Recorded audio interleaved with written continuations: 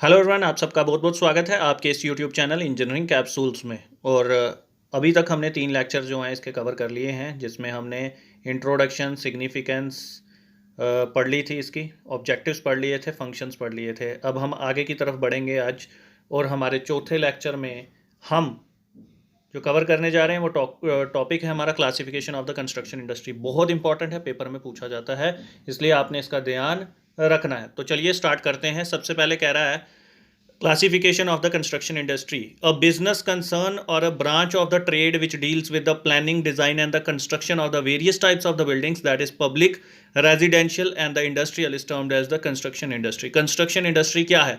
एक बिजनेस है, ठीक है, यहाँ पे पैसे जो हैं वो फ्लो करते हैं, ठीक है। और ब्रांच ऑफ अ ट्रेड, एक ट्रेड बिजनेस की ही एक ब्रांच है जो डील करती है प्लानिंग, डिज़ाइन और कंस्ट्रक्शन ऑफ वेरियस बिल्डिंग्स। हर तरह की बिल्डिंग्स की प्लानिंग होती है, डिज़ाइन होती है और फिर उनकी कंस्ट्रक्शन होती है।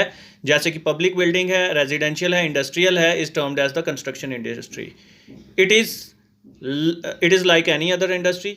बाकी इंडस्ट्रीज़ की तरह ही ये भी एक इंडस्ट्री है जो कवर करती है raw material into a finish article.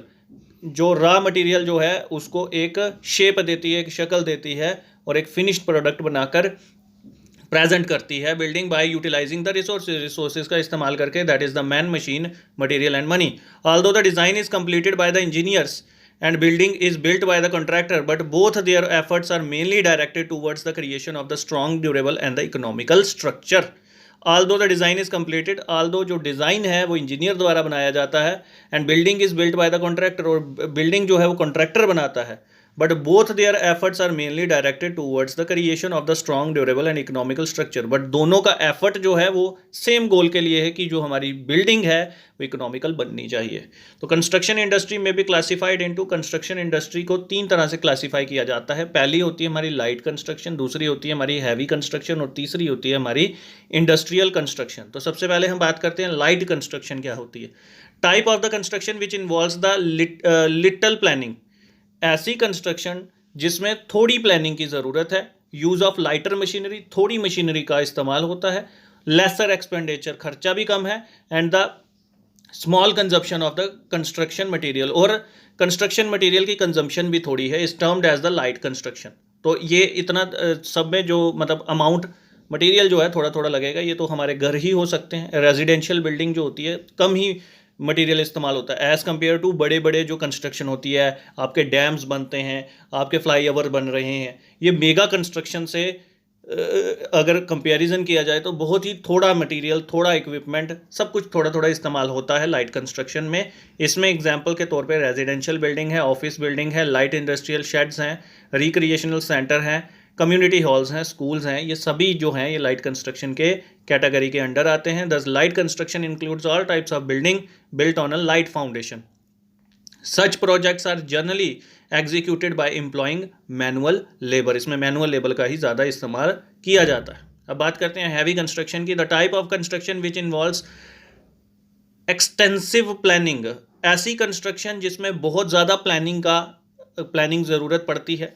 Heavy expenditure, बहुत ज़्यादा हैवी एक्सपेंडिचर का इस्तेमाल होता है। हैवी मशीनरी, बहुत ज़्यादा हैवी मशीनरी का इस्तेमाल हो रहा है। And the large consumption of the construction material, और कंस्ट्रक्शन मटेरियल बहुत ज़्यादा इस्तेमाल हो रहा है, is termed as a heavy construction. इसको हैवी कंस्ट्रक्शन कहते हैं। एग्जाम्पल के तौर पे हम ले लेते हैं construction of a bridge, bridge की कंस्ट्रक्शन होगी, highway, railway and the tunnel etcetera.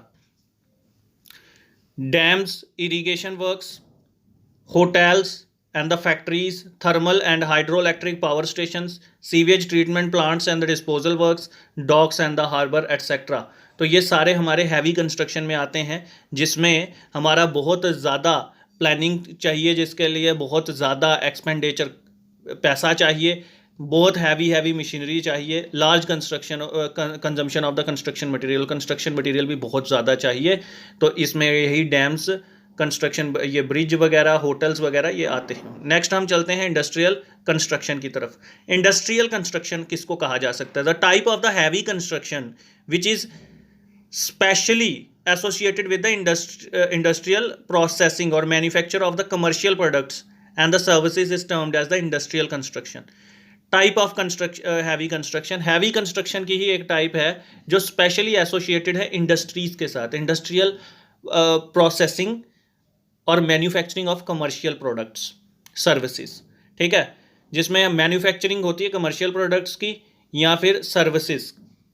Example के तौर पे बात करते हैं कंस्ट्रक्शन ऑफ केमिकल और द स्टील प्लांट। अगर हम केमिकल या स्टील प्लांट की कंस्ट्रक्शन कर रहे हैं, ठीक है, वो भी इंडस्ट्रियल कंस्ट्रक्शन में आती है, जिसमें इंडस्ट्रीज़ की कंस्ट्रक्शन की जाती है, शुगर मिल्स बनाई जाती हैं, ये इंडस्ट्रियल कंस्ट्रक्शन है, ऑयल रिफाइनरीज हैं, ये इंडस्ट्रियल कंस्ट्रक्शन है, थर्मल पावर स्टेशन, ये इंडस्ट्रियल कंस्ट्रक्शन है, एटॉमिक एंड न्यूक्लियर रिएक्टर, ये कंस्ट्रक्शन हमारे इंडस्ट्रियल कंस्ट्रक्शन है, फर्टिलाइजर एंड आर्गो बेस्ड प्लांट्स एटसेट्रा, ये भी इसी के अंदर हमारे आते हैं। तो ये 3 टाइप्स थी जो हमने इसमें कवर की हैं, ठीक है, light construction, heavy construction, industrial construction. अब चलते हैं हम नेक्स्ट आगे। ये यहाँ पे आपको कुछ इसकी डायग्राम्स भी दी हुई हैं, तो आप यहाँ से डायग्राम्स को भी अच्छे से देखकर इसको कंसेप्ट को समझ सकते हैं। मुझे उम्मीद है ये क्लासिफिकेशन आपको समझ आ गई होगी। अब इसी लेक्चर में हम नेक्स्ट अपना टॉपिक भी कवर कर देंगे, that is stages of the construction. Construction के अंदर कौन कौन सी स्टेज जो है उससे कंस्ट्रक्शन को निकलना पड़ता है।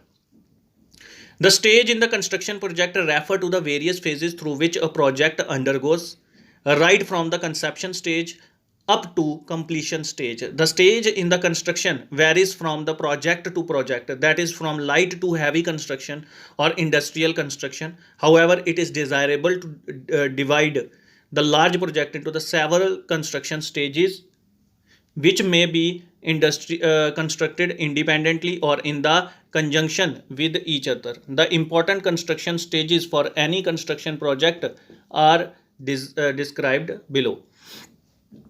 तो ये कह रहा है स्टेजेस क्या होती हैं कंस्ट्रक्शन की। कंस्ट्रक्शन की स्टेजेस हम कह सकते हैं कि फ्रॉम द बिगिनिंग, जब कॉन्सेप्ट किसी ऑनर के दिमाग में आया कि मैंने बिल्डिंग बनानी है, उस कॉन्सेप्ट से लेकर कंप्लीट करने तक प्रोजेक्ट को अलग अलग फेजेस से, अलग अलग स्टेजेस से हमारे प्रोजेक्ट को गुजरना पड़ता है, और उसी को हम स्टेज ऑफ द कंस्ट्रक्शन कहते हैं। और इसी में हमने कंस्ट्रक्शन को डिवाइड किया होता है कि अभी हमारी जो कंस्ट्रक्शन है वो कौन से फेज में पहुंची है। तो सबसे पहले बात करते हैं, सबसे पहले कंसेप्शन, आइडिया आता है ऑनर के दिमाग में, साइट इन्वेस्टिगेट करता है, फिर वो जाकर देखता है कहाँ पे ये प्रोजेक्ट हम बनाएंगे, तो वो प्लॉट वगैरह, वो साइट वगैरह वो देखेगा। उसके बाद डिज़ाइन किया जाता है, इस पूरे प्रोसेस डिज़ाइनर बैठते हैं और मतलब ये जो आपका मैप वगैरह बनता है, ये सारा कुछ आता है, detail drawing, specification and estimate किया जाता है कितना प्रोजेक्ट पे पैसा लगेगा।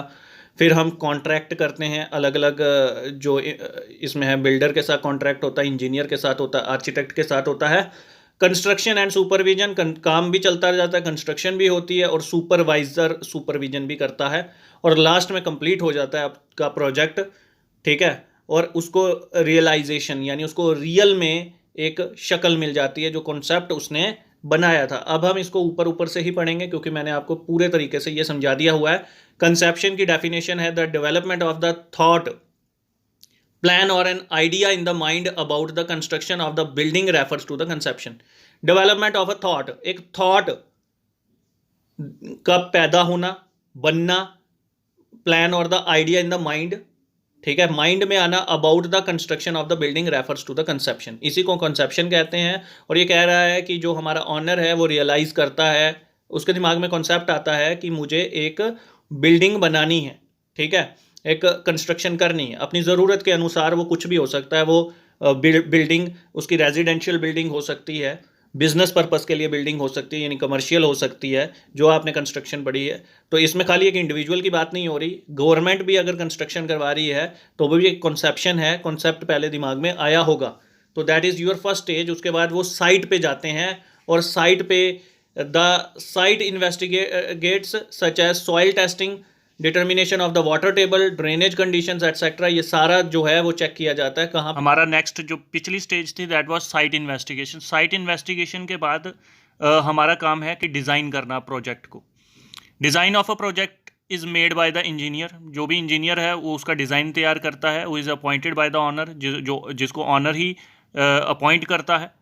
The design should be based upon the owner's requirement, ये ऑनर की रिक्वायरमेंट के ऊपर बेस्ड होना चाहिए, and as per the local building bylaws, जो भी लोकल बिल्डिंग लॉज हैं उसको भी ये फुलफिल करना चाहिए। It is the utmost duty of the engineer, ये इंजीनियर की ड्यूटी है to design the project in such a way, इस तरीके से डिज़ाइन करे that it satisfy the needs of the owner, ताकि वो ऑनर की नीड्स को जो है वो अच्छे से सेटिस्फाई कर सके at the lowest practical cost, जो भी कम से कम पैसा लगेगा उसमें। इसके बाद हमारी डिटेल्ड ड्राइंग, स्पेसिफिकेशन और एस्टीमेट है। हम ड्राइंग बनाते हैं बहुत ही डिटेलिंग में, उसके बाद स्पेसिफिकेशंस जो है उसको ले डाउन किया जाता है और एस्टीमेट किया जाता है कि कितना खर्चा इस प्रोजेक्ट में आने वाला है। After the design the next stage of the construction is the preparation of the detailed drawing and the specification.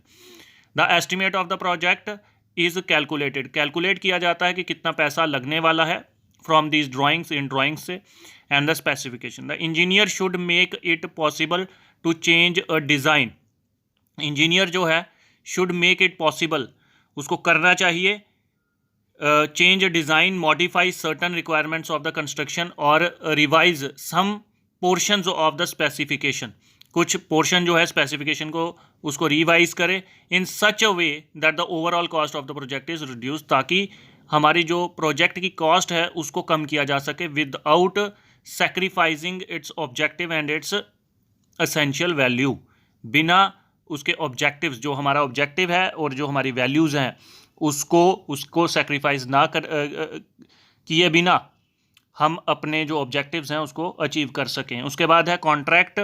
Contract एक एग्रीमेंट होता है, एक बॉन्ड होता है जो ऑनर और बाकी जो है उनके साथ रिलेशनशिप बिल्टअप करता है, जैसे प्रोफेशनल बिल्डर है उनके बीच में और ऑनर के बीच में एक बॉन्ड साइन हो जाता है, कॉन्ट्रैक्ट साइन हो जाता है कि इस तरीके से काम आपने करना है।